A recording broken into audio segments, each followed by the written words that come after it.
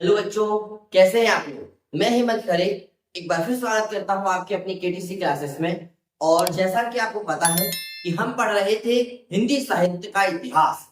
तो हिंदी साहित्य की हमने जो वीडियो स्टार्ट की थी उसका आज हमसे सेकेंड लेक्चर पढ़ाना है। और आज के लेक्चर में विश्वास मानिएगा, जो मैं पढ़ा रहा हूँ, बोर्ड एग्जाम हो या आपकी नॉर्मल एग्जाम हो, 9th 12th का एग्जाम हो, और बोर्ड एग्जाम है तो या क्लास 10th का या क्लास 12th का एग्जाम हो, कम से कम आपका 15 से 20 नंबर का फंसेगा मेरी पढ़ाई हुई इस 20 से 30 मिनट की वीडियो से। और मैंने क्वेश्चंस को बहुत शॉर्ट तरीके से और बहुत प्यारी लैंग्वेज में लिखा है, तो ये क्लास 9 से लेके क्लास 12 तक के सभी बच्चों के लिए यूजफुल होगी। एक कहना चाहिए रामबाण साबित होगी मेरी वीडियो। और यदि आप मेरी वीडियो देख रहे हैं और आपने इसके पहले की हिंदी ग्रामर की वीडियो नहीं देखी है, तो आप अभी जाकर या इस वीडियो को देखने के बाद जाकर प्लेलिस्ट में जाइएगा और हिंदी ग्रामर की पहली वीडियो को जरूर देखिएगा। उसमें मैंने काव्य साहित्य में मैंने आपको कवियों के सारे कवियों के नाम, मतलब प्रगतिवादी काव्य, प्रयोगवादी काव्य, सारे काव्य जो है उनके कवि और उनकी रचनाओं को विद ट्रिक याद कराया है। यदि आपको 20 मिनट की वीडियो देख लेंगे तो सारे काव्यों के कवियों के नाम और रचनाएं आपको ट्रिक से याद हो जाएंगी और इस तरह याद होंगे कि दोबारा आपको भूलेगी भी नहीं। बस उसका हर 2-4-5 दिन में रिवीजन बस कर लीजिएगा। मुश्किल से 4-6 बार रिवीजन करेगी, कभी ट्रिक नहीं भूलेगी। बहुत प्यारी और बहुत सुंदर ट्रिक है। और पहली वीडियो में आपने मुझे काफी प्यार दिया, उसके लिए सबका तहे दिल से धन्यवाद। चलिए अब अपना अपना टाइम वेस्ट किए हुए डायरेक्ट स्टार्ट करते हैं, हिंदी साहित्य को आगे बढ़ाते हैं। और हमें आज पढ़ना है गद्य साहित्य को, और जीवनी वगैरह, उपन्यास वगैरह, पत्र साहित्य, डायरी, इन सब के बारे में पढ़ना है। और इनके जो क्वेश्चंस हैं वो किस तरह से आते हैं वो सारी चीजें मैं आपको बताऊंगा। चलिए स्टार्ट करते हैं हम वीडियो में पढ़ना।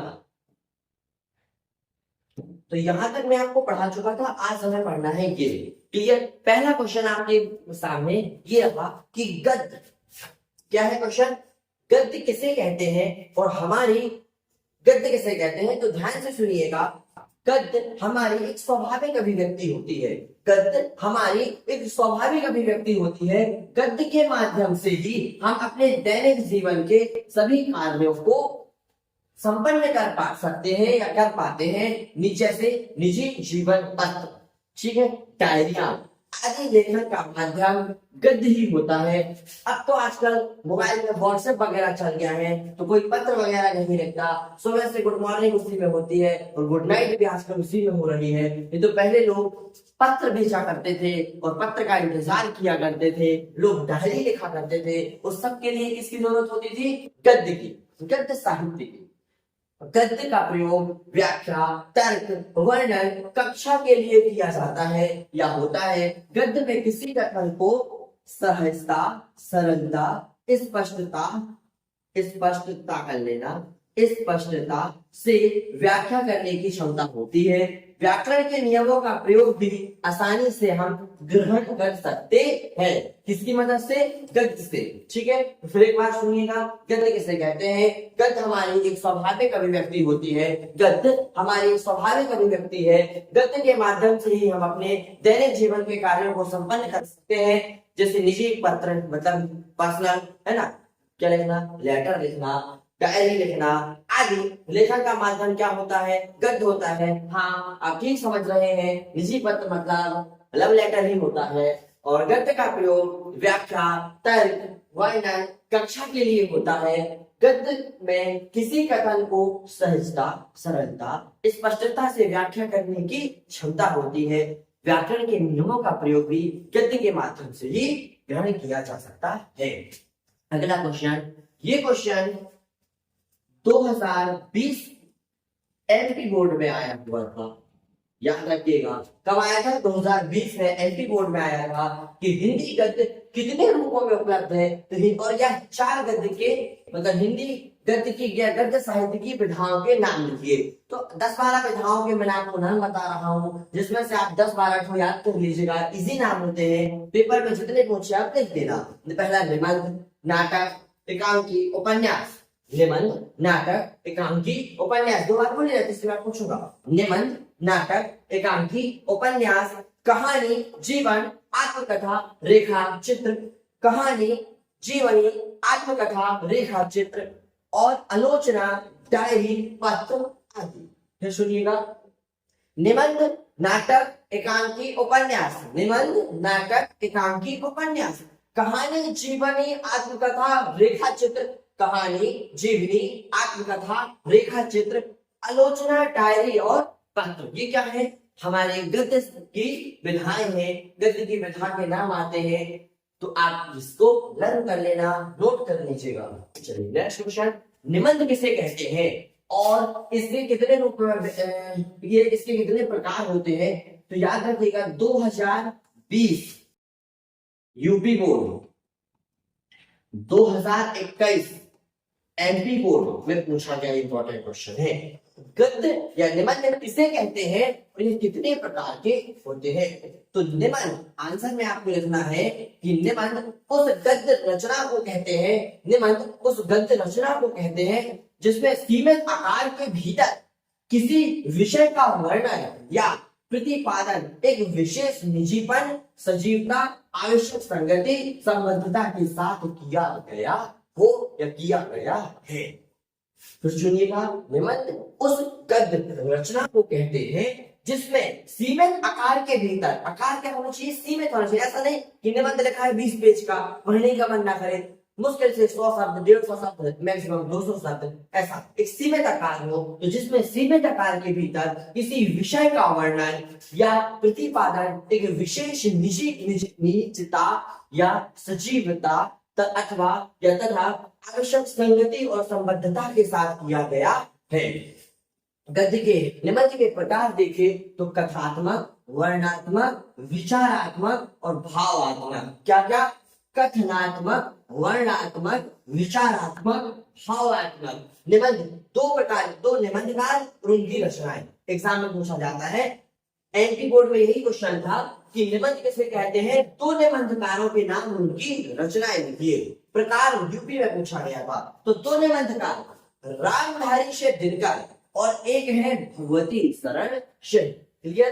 तो रामधारी से दिनकर की रचना है मिट्टी की ओर। क्या रचना है? मिट्टी की ओर। और भगवती शरण सिंह की रचना है मानव के मूल में। मानव के मूल में। रामधारी से दिनकर, रामधारी से दिनकर की क्या रचना है? मिट्टी की ओर। याद कैसे रखेंगे? ऐसे आपने देखा होगा लोगों को बोलते कि बेटा एक दिन तो तुम्हें मिट्टी में मिल जाना है, सुना होगा एक दिन। तो दिन से याद रखना, दिनकर की मिट्टी में मिल जाना है से याद रखना मिट्टी की ओर। तो मिट्टी की ओर किसकी है? रामधारी से दिनकर की। और भगवती शरण सिंह की क्या है? मानव के मूल में। याद हो जाएगी। चलिए आगे लेके चलता हूं। फिर सुनना, निबंध किसे कहते हैं? तो निबंध उस गद्य रचना को कहते हैं जिसमें सीमित आकार के भीतर किसी विषय का वर्णन या प्रतिपादन एक विशेष निजीपन, सजीवता तथा आवश्यक संगति और संबद्धता के साथ किया जाता है। ये आंसर बिल्कुल बोर्ड एग्जाम के हिसाब से मैंने तैयार किए हैं कि यदि ये क्वेश्चन के आंसर आप लिखेंगे तो फुल में फुल मार्क्स आपको मिलेंगे। नेक्स्ट क्वेश्चन, हिंदी के प्रसिद्ध नाटककार। ये क्वेश्चन भी इंपॉर्टेंट है। हिंदी के प्रसिद्ध नाटककारों के नाम। तो भारतेंदु हरिश्चंद्र, जयशंकर प्रसाद, सेठ गोविंद दास, लक्ष्मी नारायण मित्र, विष्णु प्रभाकर और धर्मवीर भारती। 2018-19 के एग्जाम में आए। भारतेंदु हरिश्चंद्र, जयशंकर प्रसाद, सेठ गोविंद दास, लक्ष्मी नारायण मित्र, या मिश्र होगा बेटा, ये लक्ष्मी नारायण मिश्र होगा। ठीक है, लक्ष्मी नारायण मिश्र होगा, मित्र नहीं है। विष्णु प्रभाकर और धर्मवीर भारती। क्लियर है? नाम नोट कर लीजिएगा और इन्हें याद कर लीजिएगा। एकांकी क्या? एकांकी किसे कहते हैं और एकांकीकारों के नाम उनके लिखा। 2021 या 2022 में क्वेश्चन। क्लियर है? सुनिएगा, एकांकी दृश्य काव्य की एक विधा है। एकांकी क्या है? एकांकी दृश्य काव्य की एक विधा है। एकांकी में एक अंक होता है और यह अंक दृश्यों में विभाजित हो सकता है कम से कम समय में अधिक से अधिक प्रभाव। अधिक से अधिक प्रवाह किसका काम है? एकांकी का लक्ष्य है। फिर सुनना, एकांकी क्या? एकांकी एक दृश्य काव्य की विधा है। किसकी? दृश्य काव्य की विधा है। एकांकी में एक अंक होता है और यह अंक कई दृश्यों में विभाजित हो सकता है। कम से कम समय में अधिक से अधिक अंक का प्रभाव, अधिक से अधिक प्रभाव ही एकांकी का लक्ष्य होता है कि कम से कम समय में ज्यादा से ज्यादा लोगों पर प्रभाव डालना किसका काम है? एकांकी का काम है। ये दो एकांकीकार डॉक्टर राम कुमार वर्मा, इनकी रचना है दीपदान। क्या है? दीपदान। और विनोद रस्तोगी की है बहू की विदा। क्लियर? याद रखिएगा, वा से बा तो वी से बहु, वा से बा बहू की विदा विनोद रस्तोगी की है। और डॉक्टर की क्या है? दीपदान। जब भी अपन डॉक्टर से याद आएगा आपको, हॉस्पिटल में जाते हैं तो मंदिर मिलता है, मंदिर में दीप जलाते हैं, तो डॉक्टर की आ जाएगी दीपदान। ये कहानी थोड़ा सा आपको याद कराने की कोशिश करता हूँ। क्लियर? सुनिए, एकांकी किसे कहते हैं? तो एकांकी दृश्य काव्य की विधा है। एकांकी में एक अंक होता है। यह अंक दृश्यों में विभाजित हो सकता है। कम से कम समय में अधिक से अधिक प्रभावी एकांकी का लक्ष्य होता है। दो एकांकीकार, तो एक मैंने बताया डॉक्टर राम कुमार वर्मा, इनकी रचना है दीपदान। और एक बताया मैंने रस्तोगी, कौन सा? विनोद रस्तोगी, रचना है बहू की विदा। नेक्स्ट क्वेश्चन, एकांकी में कितने तत्व माने गए हैं? एकांकी के कितने तत्व माने गए हैं? तो कथा वस्तु, संवाद, पात्र और देश काल वातावरण, भाषा शैली, उद्देश्य, रंग, मंचता। देखिए, कोई भी एकांकीकार होगा, एकांकी लिखेगा तो उसकी कुछ ना कुछ कथा होगी। अब कथा होगी तो एकांकी में कुछ ना कुछ दो से चार लोगों के बारे में बात हो रही होगी, आपस में उनमें संवाद होगा। उसमें अब 2 से 4 लोग, मतलब कुछ ना कुछ उसके पात्र होंगे। कहीं ना कहीं क्या बात, कहीं ना कहीं देश काल, कहीं ना कहीं की वातावरण की, या देश काल मतलब देश काल वातावरण की चर्चाएं हो रही होगी। कुछ ना कुछ भाषा होगी, कुछ ना कुछ उनका उद्देश्य होगा, और कुछ ना कुछ उसका एक मंच होगा, तो रंग मंचता। तो याद रखिएगा, कथा वस्तु, संवाद, पात्र, देश काल वातावरण, भाषा शैली, उद्देश्य और रंग मंचता। इंपॉर्टेंट क्वेश्चन है, एग्जाम में आ सकता है ये सवाल 2 मार्क्स में। चलिए, ये भी मोस्ट इंपॉर्टेंट क्वेश्चन है। ठीक है, क्लास 10 की इनके एग्जाम की बात करें तो 2022 में आया है। 2022 में पूछा गया है, नाटक और एकांकी में क्या अंतर है?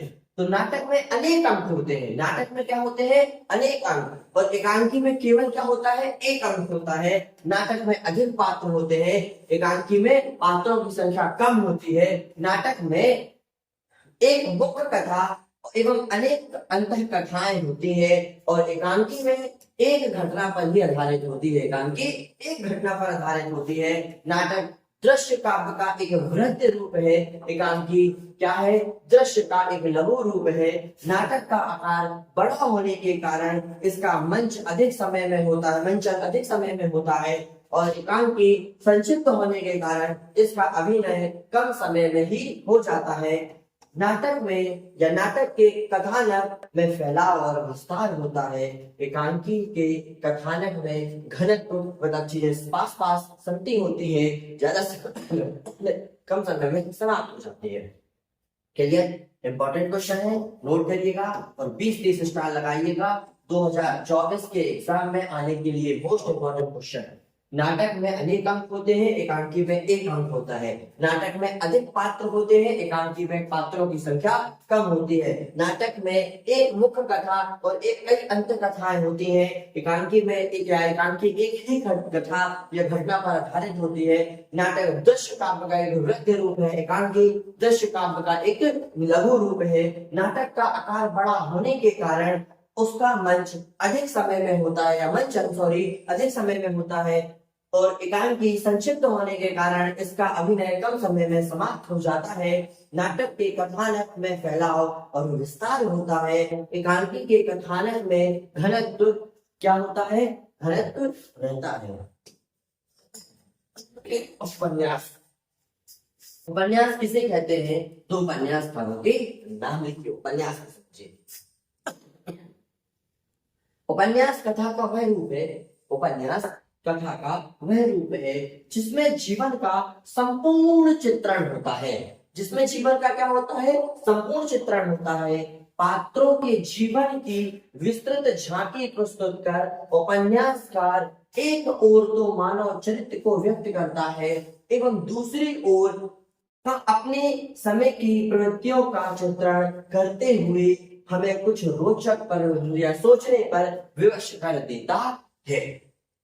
सुनना, उपन्यास कथा का वह रूप है जिसमें जीवन का संपूर्ण चित्रण होता है। उपन्यास में किसी के जीवन की पूरी विस्तृत झांकी या पूरी विस्तृत बातें बताई जाती है, पात्रों के जीवन की विस्तृत झांकी, समझ में आएगा। किसी के जीवन की पूरी बातें विस्तृत झांकी प्रस्तुत कर उपन्यासकार एक ओर तो मानव के चरित्र को व्यक्त करता है और दूसरी ओर हमें कुछ सोचने पर विवश कर देता है। लिखा है, दूसरी ओर अपने समय की प्रवृत्तियों का चित्रण करते हुए हमें कुछ सोचने पर विवश कर देता है। दो उपन्यासकार के नाम पूछे जा सकते हैं, मैंने 4 लिख दिए हैं, 4 की रचनाएं बता दे रहा हूँ। प्रेमचंद की है गोदान। पहले तो उपन्यासकार प्रेमचंद, जयशंकर प्रसाद, यशपाल, मनु भंडारी। प्रेमचंद, जयशंकर प्रसाद, यशपाल और मनु भंडारी। प्रेमचंद की है गोदान, जयशंकर प्रसाद की है तितली। जयशंकर प्रसाद की तितली लोड नहीं लेना, मैं सारी रचनाएं आपको ट्रिक से याद कराऊंगा। यशपाल, तेरी मेरी उसकी बात, किसकी, उसकी बात। मनु भंडारी, महाभोज। तो सुनिए, भंडारा से याद आ जाएगा भोज, भंडारा में भोजन मिलता है, तो मनु भंडारी तो भोज, महाभोज। भंडारा तो महान हो, बहुत बड़ा होता है, तो महाभोज। तो मनु भंडारी की हो गई महाभोज। जयशंकर प्रसाद, प्रसाद अपन कैसे लेते हैं, ऐसे हाथ में लेते हैं, प्रसाद ऐसे लेते हैं, और तितली को भी अपन ऐसे हाथ में रखते हैं ना। आपने कभी देखा होगा तितली को बड़ी प्यार से लेकर अपन हाथ में रखते हैं, तो प्रसाद से याद आ जाएगी तितली। तो जयशंकर प्रसाद की हो गई आपकी दोस्तों तितली। यशपाल, पाल और बात, तेरी मेरी उसकी बात। प्रेम, तो प्रेम में बेटा दान देना जरूरी होता है। अब किसका दान किसको देना है वो अपनी अपनी बात है। तो प्रेमचंद, प्रेम से याद रखना, प्रेम में दान देना जरूरी है, तो प्रेमचंद की है गोदान। आ रही बात समझ में? गोदान। चलिए, मुझे लग रहा है कि आपको चीजें समझ में आ रही होंगी। यदि चीजें और मेरी वीडियो अच्छी लग रही है तो फटाक से मेरे वीडियो को लाइक करिए और जरूर कोई ना कोई कमेंट कीजिए। कमेंट अच्छा ही कीजिएगा, अब ये नहीं कि तुम अपने मन का कुछ भी लिख दो, ताकि मुझे मोटिवेशन मिले और फिर मैं इसी तरह आपके लिए नेक्स्ट वीडियो ला सकूं। चलिए आगे बढ़ते हैं। उपन्यास के कितने तत्व होते हैं, इनके नाम लिखिए। उपन्यास के 6 तत्व होते हैं। वही कथा वस्तु होगी, पात्र चरित्र चित्रण होगा, संवाद होगा, देश काल वातावरण, भाषा शैली और उद्देश्य। क्लियर? ये क्वेश्चन भी कंप्लीट होता है। कहानी किसे कहते हैं? 2 कहानीकारों के नाम। तो कहानी का शाब्दिक अर्थ होता है कहना। क्या होता है? कहानी का शाब्दिक अर्थ होता है कहना, अर्थात जो कुछ भी कहा जाए वह कहानी है, किंतु विशिष्ट अर्थ में किसी रोचक घटना का वर्णन करना कहानी है। आ रही बात समझ में? कहानी का विशेष रूप से अर्थ होता है कहना। जो कुछ भी कहा जाए वो कहानी है, जो कुछ भी कहा जाए वो कहानी है, लेकिन विशेष रूप से या विशेष अर्थ में किसी रोचक घटना के बारे में वर्णन करना ही कहानी है। कहानी वास्तविक जीवन का एक काल्पनिक कथा है। कहानी वास्तविक जीवन की एक काल्पनिक कथा है जो छोटी होते हुए भी पूर्ण और संगठित होती है। कहानीकार तो मुंशी प्रेमचंद और जयशंकर प्रसाद। तो जयशंकर प्रसाद आपके कहानीकार भी है और ये उपन्यासकार भी है। तो कहानी में जो उपन्यास लिखी थी वो थी, प्रसाद से याद रख लिया था अपन ने, तितली। और जयशंकर प्रसाद की कहानी क्या है? तो कहानी है आकाशदीप। क्या है? आकाशदीप। और मुंशी प्रेमचंद की कहानी है कफन। प्रेम में बांध लिया था मैंने अपने सिर पर कफन। मुंशी प्रेमचंद की कहानी हो गई कफन। तो ये कहानी बन गई। मुंशी प्रेमचंद की कहानी का क्या नाम है? कफन। और जयशंकर प्रसाद की क्या है? आकाशदीप। नेक्स्ट, कहानी में कौन कौन से तत्व होते हैं, ये भी सरल रहे क्वेश्चन। कथा वस्तु, पात्र तथा चरित्र चित्रण, संवाद, देश काल वातावरण, भाषा शैली और उद्देश्य। 2022 में एक नंबर में एंटी बोर्ड में पूछा गया था ये। एक शब्द में उत्तर दीजिए कहानी के 5 तत्वों के नाम, ऐसा कुछ क्वेश्चन था। मुझे क्लियर याद नहीं, पर हाँ कहानी के तत्व के लेकर एक क्वेश्चन आया था 2022 में एंटी बोर्ड में। कथा वस्तु, पात्र तथा चरित्र चित्रण, संवाद, देश काल वातावरण, भाषा शैली और दोस्तों उद्देश्य। चलिए अगला, कहानी और उपन्यास में अंतर, इंपॉर्टेंट क्वेश्चन है। कहानी और उपन्यास में अंतर इंपॉर्टेंट क्वेश्चन है। कहानी को पढ़ने में कम समय लगता है, उपन्यास को पढ़ने में ज्यादा समय लगता है। कहानी का क्षेत्र सीमित होता है, उपन्यास का क्षेत्र व्यापक होता है। कहानी में पात्रों की संख्या कम होती है और कहानी उपन्यास में पात्रों की संख्या अधिक होती है। कहानी में मानव जीवन की किसी एक घटना का वर्णन किया जाता है, उपन्यास में किसी व्यक्ति के पूरे जीवन का वर्णन किया जाता है। इसका एक अंतर और देखिएगा। चलिए वो अंतर आगे देखेंगे। तो कहानी और उपन्यास में अंतर हो गया। क्या? कहानी को पढ़ने में कम समय लगता है, उपन्यास को पढ़ने में ज्यादा समय लगता है। कहानी का क्षेत्र सीमित होता है, उपन्यास का क्षेत्र थोड़ा व्यापक होता है तथा बड़ा होता है। कहानी में पात्रों की संख्या कम होगी, उपन्यास में पात्रों की संख्या अधिक होती है। कहानी में मानव जीवन की किसी एक घटना का वर्णन किया जाता है, जबकि उपन्यास में किसी व्यक्ति के पूरे जीवन का वर्णन किया जाता है। नेक्स्ट, जीवनी, ध्यान से सुनिएगा। जीवनी तो किसी महापुरुष या प्रसिद्ध व्यक्ति के जीवन की घटनाओं, उनके कार्यकलापों आदि का आत्मीयता के साथ वर्णन जिस गद्य विधा में किया जाता है उसे जीवनी कहते हैं। क्या कहा मैंने? किसी महापुरुष या किसी प्रसिद्ध व्यक्ति के जीवन की घटनाओं और उनके कार्यकलापों आदि का आत्मीयता के साथ जिसमें वर्णन किया जाता है, जिस गद्य में वर्णन किया जाता है उसे कहानी कहते हैं। एक कहानीकारक का नाम मन्मथनाथ गुप्त। क्या? मन्मथनाथ गुप्त क्या है? प्रसिद्ध जीवनी लेखक है। याद रखिए ये प्रसिद्ध जीवनी लेखक है मन्मथनाथ गुप्त।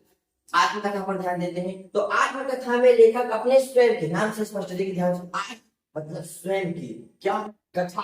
तो आत्मकथा में लेखक अपने स्वयं की जीवन यात्रा पूरी आत्मीयता से व्यवस्थित रूप से पाठक के सम्मुख रखता है।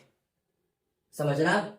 आत्मकथा में लेखक अपने जीवन या अपने स्वयं जीवन यात्रा, बेटा यहाँ यात्रा है, ठीक है, यात्रा, जीवन यात्रा पूरी आत्मीयता से, ठीक है, व्यवस्थित रूप में पाठक के बीच रखता है, सम्मुख रखता है। एक आत्मकथा जैसे महात्मा गांधी की है स्वयं के प्रयोग, स्वयं के प्रयोग है ये, स्वयं के प्रयोग। चलिए चलते हैं। जीवनी और उपन्यास में अंतर, ये बात पढ़ेंगे। जीवनी उपन्यास में अंतर ये ज्यादा अच्छा है। जीवनी और आत्मकथा है ना, जीवनी और आत्मकथा में अंतर। ये जीवनी, ये हमारी आत्मकथा। तो जीवनी में लेखक किसी अन्य के जीवन वृत्त को प्रस्तुत करता है। जीवनी में लेखक किसी अन्य व्यक्ति के पूरे जीवन वृत्त को प्रस्तुत करता है और आत्मकथा में लेखक स्वयं अपने जीवन वृत्त को प्रस्तुत करता है। जीवनी प्रायः महापुरुषों या किसी विशेष व्यक्ति की लिखी जाती है और आत्मकथा कोई भी लिख सकता है, मैं भी लिख सकता हूँ, तुम भी लिख सकते हो। जीवनी में तथ्यों तथा विवरण पर ध्यान रखा जाता है और आत्मकथा में अनुभूति की गहराई होती है। आत्मकथा में किसकी गहराई होती है? अनुभूति की गहराई होती है।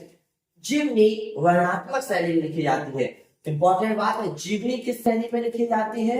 वर्णनात्मक